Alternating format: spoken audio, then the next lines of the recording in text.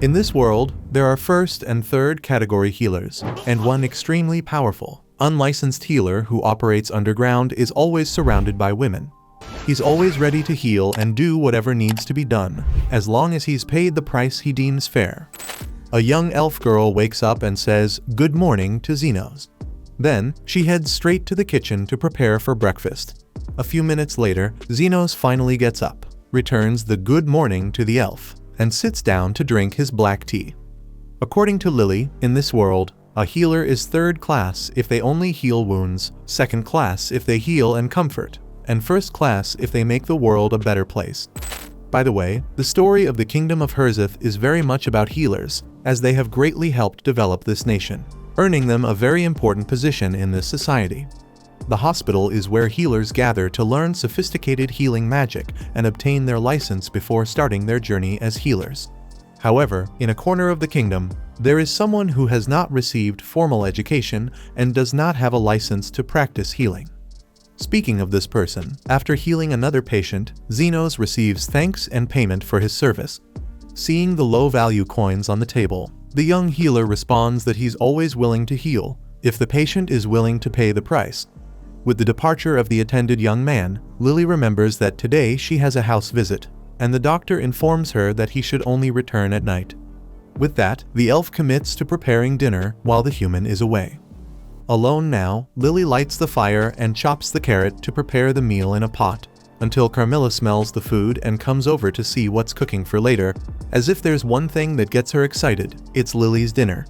The elf asks her to leave it to her. After all, she's training to someday be Xenos' wife. Trusting her friend, Carmilla says she'll rest in the room for a while and flies off to take a nap.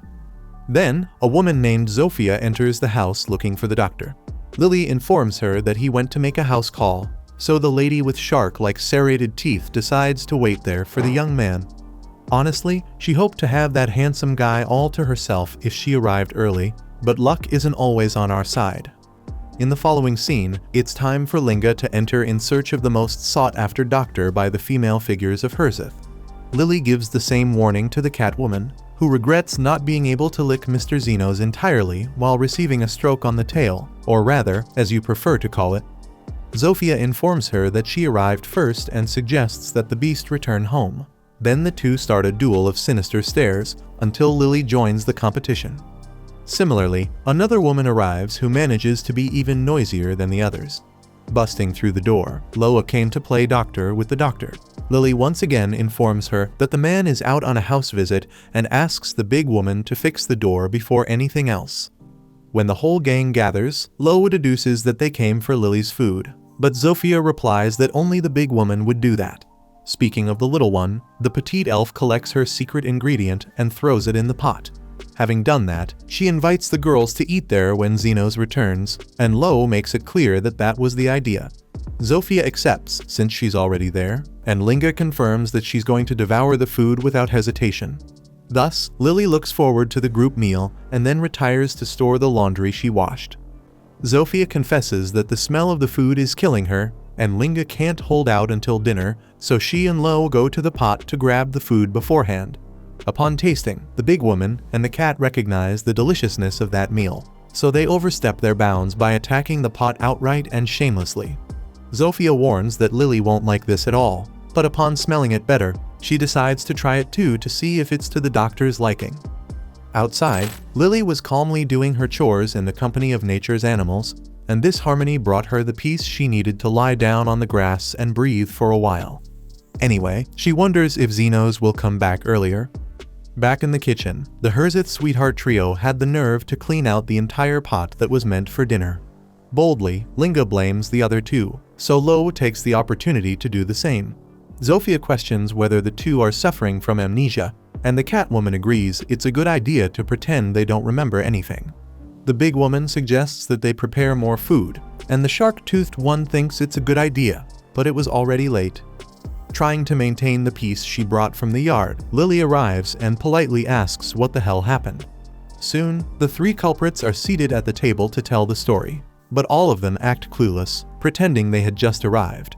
With slightly less patience, Lily slams her hand on the table and repeats her question. Then Zofia spills that the smell was irresistible and she decided to taste a bit of the food. Linga argues that her arms moved on their own, while Lo admits that the stuff was too good. Seeing that the elf is getting angry, the three quickly convene and conclude that the little one is really ticked off. Linga thinks the digestion won't be good, and Lo suggests she consult with Xenos, although Zofia thinks it's a bad idea to bother the doctor with such nonsense. However, unfortunately, the fur on the Catwoman's tail is rougher than usual, but she hopes the doctor will pet it as usual. Zofia thinks it's more likely the guy would inject mayonnaise into his veins, and Linga responds that feeling jealous isn't godly. Meanwhile, Lo believes the shark tooth should be jealous of the buff body she has, even though Linga believes Xenos would prefer 1,000 times a furry tail like hers. Zofia comments that the two are losing focus of the conversation, so Linga bluntly calls the poor woman a big lizard. The lizard calls the beast a little dog, and Lo is sad to be left out of the string of gratuitous insults. Returning to the conversation, Lily makes it clear that Zeninho will be upset if the three of them fight, and that all she wanted was to have a meal with her friends. Facing such a heartfelt outpouring, Zofia lowers her head and apologizes. Linga does the same and commits to helping with another dinner, as does Lo. Either way, the elf regrets that there are no more ingredients to make another meal. Hearing this, another figure steps in to question what was just said, as it certainly does not sound good. Linga is startled and kneels before Carmilla, the ghostly creature who was eager to eat Lily's cooking and has just found out it won't be happening. Because of this, perhaps it would be good to make another stew, but this time with a soul broth to make it tastier. Having said that, the other two culprits also kneel before Carmilla, but Lily has a less hostile idea. Perhaps it would be good to bring more ingredients. Obviously, the three foodies prefer this idea and rush to get what was requested. Next, Carmilla asks if Lily shouldn't have been angrier with them, but the blonde confesses she is serene.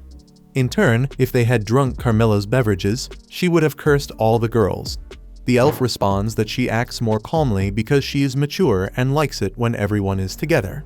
For her, the real problem is not knowing if she will manage to prepare the food by the time Xenos returns.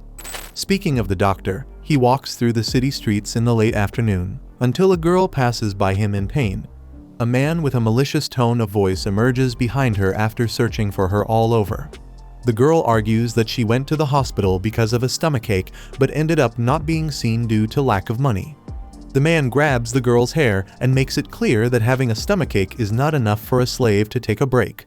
Then he takes her away violently. The man takes the beast girl to a cemetery and throws her onto an old, dirty tombstone, which he believes is perfect for a semi-human like her. In the midst of this, a shadow emerges from the tomb and enters the woman. Unnoticed, the owner of the servant kicks her belly hard and with disdain and then leaves, saying that the slave will only be fed if she shows results. That said, she gets up and tears the man's stomach open eagerly, as an energetic mass contours her body, as if adding to that disproportionate strength. Seeing that things are heating up, the man runs through a part of the city that is in ruins, screaming for help, until he comes again to Xenos.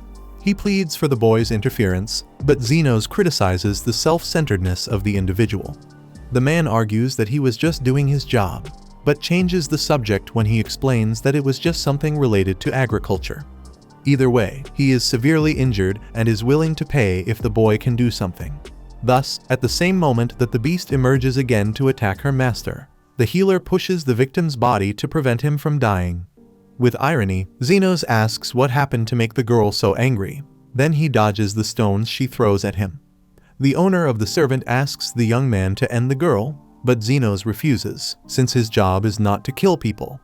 Outraged, the aggressor insists that an aristocrat like him could not end up dead over such a trifle, and that it's just a matter of buying another slave in her place if she dies. Upon hearing this, Xenos is carried to a traumatic memory and clarifies that his role is to save as many people as he can. At that moment, the semi-human throws a huge rock at the healer, but he imbues his fist with mana and destroys the stone into pieces. The noble is startled and wants to know what kind of healer is capable of doing this. The woman moves swiftly across the battlefield, and the doctor knows that her speed is unusual even for her race. Regardless, with a magic shield, he repels an attack he suffers and isolates the attacker towards a destroyed house. Already weakened, the building lets its wall fall, crushing the aristocrat. After resolving the conflict, Xenos goes to the demi-human to lift her up, but the girl seems too scared to accept help. Additionally, the malevolent aura that surrounds her manifests again with force around her body, so the doctor understands that she is possessed. Then he places his own arm in the girl's mouth and uses his healing to expel the intruder. Trying to understand what kind of agriculture involves servants being possessed by spirits of the dead, the healer destroys that malignant manifestation and treats the wound. Seeing that the boy healed the servant's broken leg in seconds, the aristocrat emerges from the debris and recognizes that this doctor is incredibly powerful. Thinking this, he pleads for help, but Xenos replies that his shift is over for today, so he asks if he can see the man tomorrow. The noble explains that by tomorrow he will already be dead and demands to be healed right now, so the doctor requires an additional payment. Several gold coins are handed over to him, but this is far from what Xenos would like to receive. After all, he is an underground healer and has no license. Therefore, he asks to take the aristocrat's slave as compensation. Thus, the noble agrees and is healed. Xenos takes the beast woman to his house, informs her that he has purchased her, and asks her name. When the girl replies that her name is Till, the man tells her to undress, as her purchase was expensive, and he needs to know if the servant is in good condition. After hesitating for a few moments, the girl does what was commanded. Then Xenos discovers that she has a gallstone, which causes inflammation. Without delay, he completely heals the semi-human, who does not understand how he was able to do this without any enchantment or magic circle. Naturally, she thanks him for it, but her master would like her to also show service beyond just thanking. Till assures that the master can ask whatever he wants, so he hands her a notebook and asks her to look for something. Immediately, the servant set out in search of what had been requested and came upon a plant that was exactly what he had been looking for. Not quite understanding everything, she wanted to know if the job was just that, as she thought there might be more for her to do. However, the healer assured her that her work was done. Even more confused, Till claimed she was still in debt. But as Xenos had already said, she had paid what she owed. In fact, he explained that he always demands a fair price for the work he does, and pays a fair price for what he expects others to do. In Till's case, she found the leaves that he could not have found on his own, which means their value was equal to what the doctor had done for the semi-human. Thus, their debts were settled. With that, the boy tore up the servitude contract and informed her that her life was now her own. Overjoyed, Till admitted she didn't exactly know what she wanted to do from now on, but she was going to live to find out, and she would come back to tell the doctor when she did. Moreover, she wanted to know if she could return one day to see Mr. Xenos again, and he confirmed that she could always count on him as a clandestine doctor, as long as she had some payment to offer, of course. After their interaction, the doctor returned home and was greeted by Lily, who promptly informed him that the food wasn't ready yet. Just then, the 3 dinner thieves arrived with the ingredients. Along with them, Carmilla appeared to comment that Xenos seemed to have had so much fun it was as if he'd met a new girl. After teasing him, she disappeared just as she had appeared, while Lily celebrated that they could make a lot of food with everything they had brought. Xenos could hardly wait, while Lily committed to making black tea for everyone to enjoy together. After this, we see a man toss a gold coin in front of Xenos, perhaps something he'd never seen in his entire life, the kind of reward the poor never receive. The healer asks Astan what he's implying. Astan, accompanied by his companions, reveals bluntly that they no longer need the healer. Xenos argues he's done so much for them, reminding Astan how he'd claimed they were friends. Hearing this, everyone bursts into laughter, and Astan sneers that the kid remains as naive as when he was a child. In truth, anyone would have done as long as they were disposable and could conveniently serve as a human shield. According to the leader, the poor are just cattle, and it's laughable for livestock to think it's part of the group merely because it's being fed.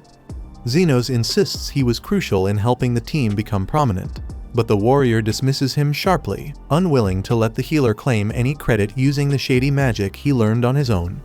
At this crucial moment, their team must impress royalty and aristocracy, and having a filthy pauper among them would only ruin their chances.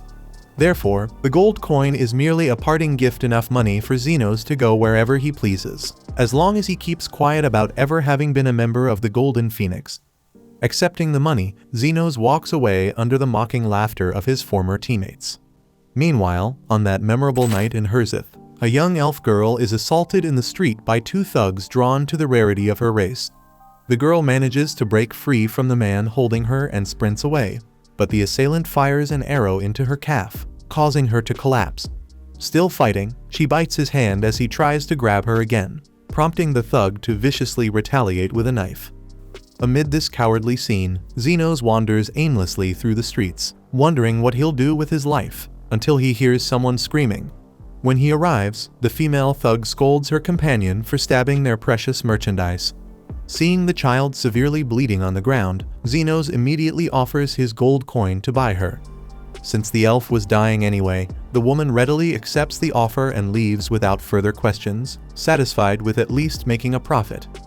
Once the attackers are gone, the girl asks weakly if she's going to die. But the healer does something incredible, completely healing her in the blink of an eye so quickly that she doesn't even comprehend what happened.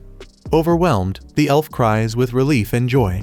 Zenos asks her name, and she introduces herself as Lily, feeling sorry that the man had to spend his money on her. But he reassures her, telling the girl not to feel guilty. Eventually, he introduces himself as an underground healer without any official license, who learned his craft entirely on his own. When he asks Lily where she lives, he discovers she doesn't even have a home, and the growl of her stomach reveals she hasn't eaten for some time either. Seeing this, the healer decides their first priority should be getting her new clothes and some food. They immediately head to a tavern for dinner, and Lily devours her meal as if it were the best she'd ever tasted.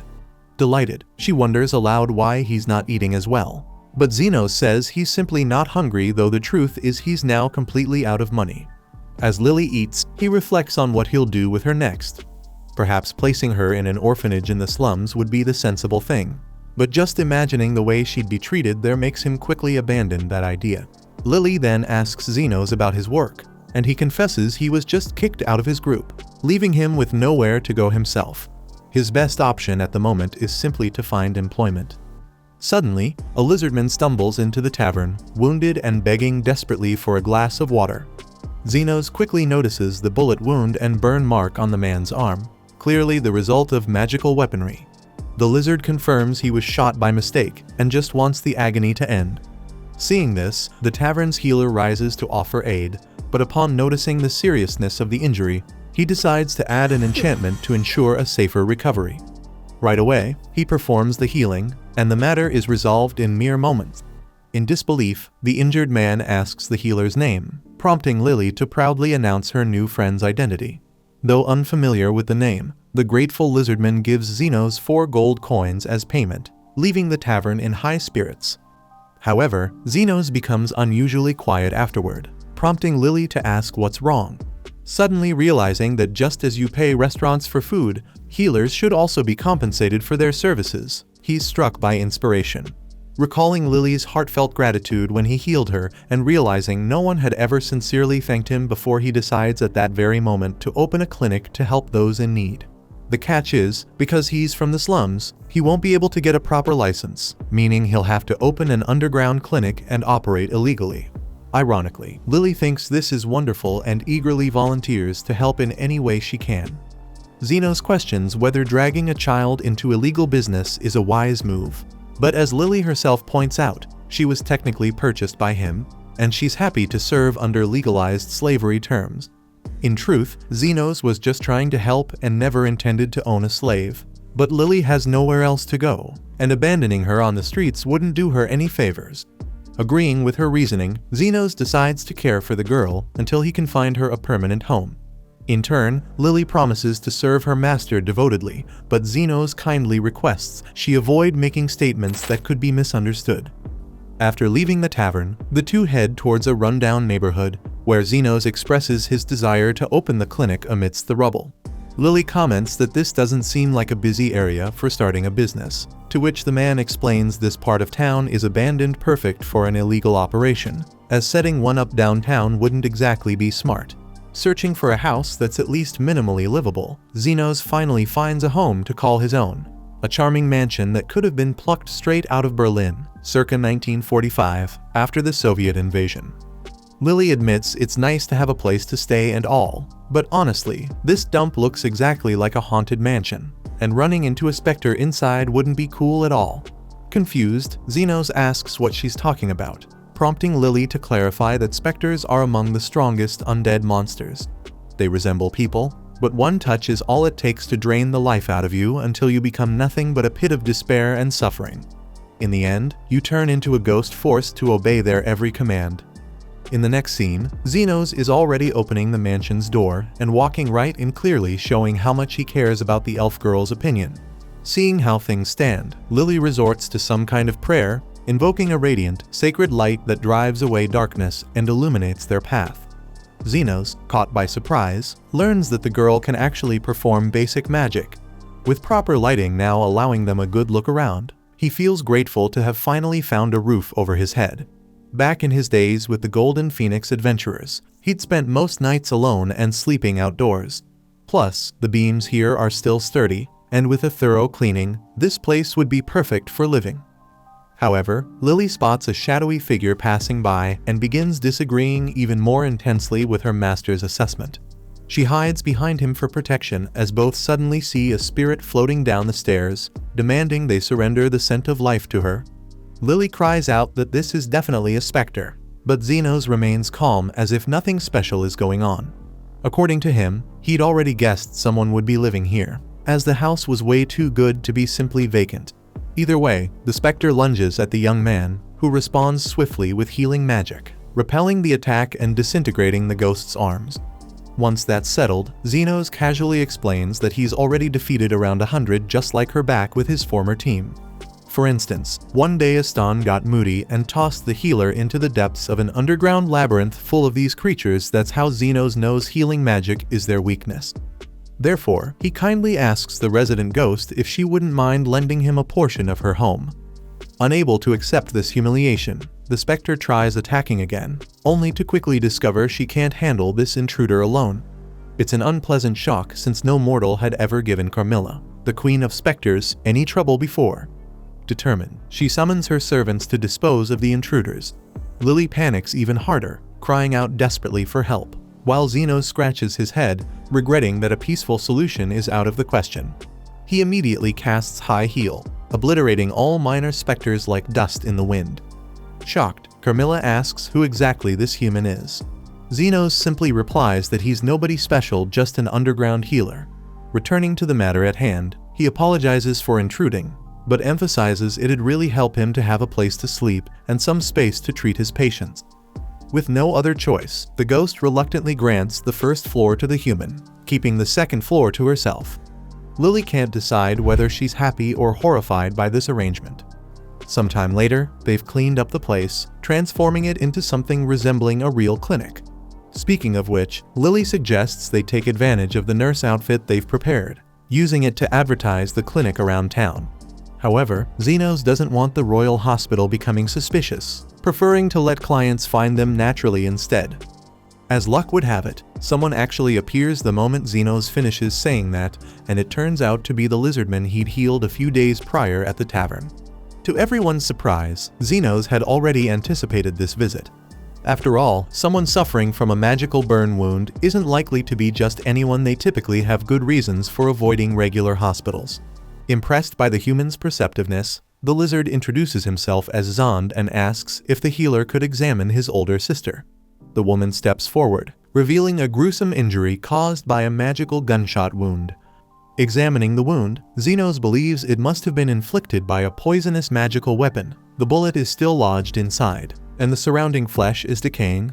She asks if he figured all that out from just one look, and the healer explains he'd nearly been turned into a guinea pig for experiments himself once. Come to think of it, he's planning on teaching those guys a lesson someday. Anyway, after further inspection, Xenos concludes her arm is beyond saving, suggesting amputation before the poison spreads any further. With a resigned sigh, like she'd just lost $5 at a bakery, the woman asks how much this little joke will cost her. Calmly, the doctor states 1 million yen. Her brother immediately protests such a steep price, but she tells him to relax, she'll handle it. Curious, she asks if he's sticking to this price, knowing she's Zofia, the tornado. Hearing this, Xenos realizes he has just scored a significant first client. After all, he knows Zofia is one of the 3 bosses who run the slums, leader of the lizard folk, and a heroine among the oppressed community members who steals from corrupt merchants to support the poor. Nevertheless, Tornado demands to be convinced why she should pay 1 million yen for an amputation. Xenos clarifies he wouldn't charge that amount unless he intended to regenerate her limb entirely.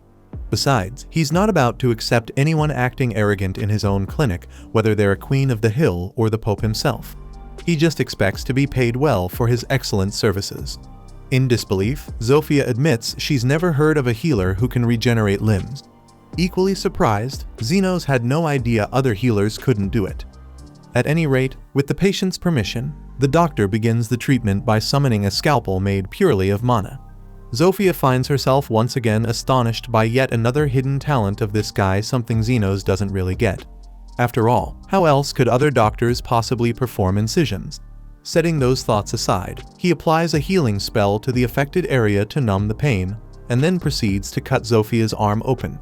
According to him, this is where things get complicated. First, he casts a defensive spell to stop the bleeding, simultaneously applying healing magic to drastically amplify the regeneration of the wounded area. Then, methodically, he restores the bones in the arm first, followed by nerves, blood vessels, muscles, and finally, the skin. Once completed, the Tornado has a brand new arm. Exhausted after flawlessly performing such a procedure, the healer takes a seat to catch his breath. Everyone is stunned by what they've just witnessed. Zahn points to something hanging upside down, asking what that weird thing is, and the doctor explains it's their housemate, a specter. Carmilla comments bitterly that she wishes the human had just died already and leaves. Zahn grows a bit concerned, but Xenos reassures him the ghost girl is actually pretty friendly.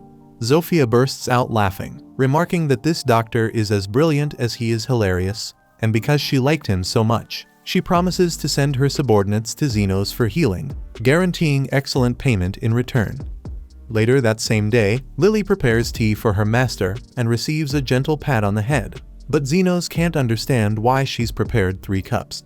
The elf is about to explain that their other resident also enjoys some tea when suddenly the specter herself appears out of thin air, blowing softly on her cup to avoid burning her mouth. Honestly, Xenos finds this concern somewhat peculiar coming from the Queen of Specters.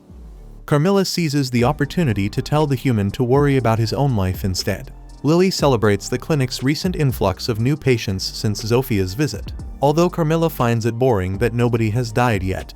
Just as she says this, she absent-mindedly takes a sip of the hot tea, burns her tongue, and rushes upstairs. The elf wonders aloud why lizard men are constantly injured, and Xenos speculates it's due to the ongoing war between factions in the slums, 3 of which are composed of demi-humans, primarily lizard men and orcs who are perpetually in conflict. The young man was about to reveal the 3rd race involved when suddenly a loud crash outside the clinic interrupts him, prompting him to guess that the final group has just discovered their location. Moments later, the clinic door bursts open, and in storms a dozen aggressive, intimidating humanoid wolves, led by a woman who introduces herself as Linga, leader of the werewolves from the slums. She demands to know if she's speaking to Xenos, the clandestine healer. Xenos recalls that Linga, known as the Tyrant, controls all illegal gambling operations in the underworld, and he finds it oddly fascinating to see what kind of clients he's attracting. Regardless, the doctor politely informs her that clinic hours have ended for the day, unless it's an emergency. Linga responds bluntly that the emergency is Xenos himself. Her gang is locked in a fierce battle against the lizard faction, yet their rivals keep coming back as if their numbers never dwindle. Eventually discovering the involvement of this clandestine healer, she has decided he needs to be eliminated. As she declares this, Linga raises an axe and smashes it into the clinic's floor, cracking the tiles dramatically. Next, she aims a precise, deadly strike at Xenos' neck, but her attack abruptly halts against a magical shield protecting him. Realizing the situation is escalating, Xenos quietly advises Lily to wait in the back.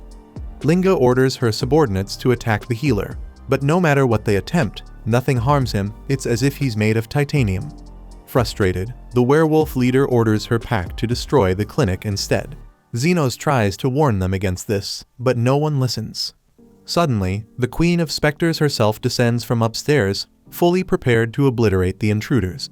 Surprisingly though, it's Xenos who asks Carmilla to reconsider her actions.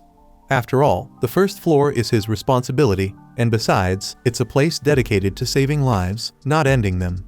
Nevertheless, he thanks her for getting upset on his behalf, leaving the ghost flustered and causing her to quietly retreat.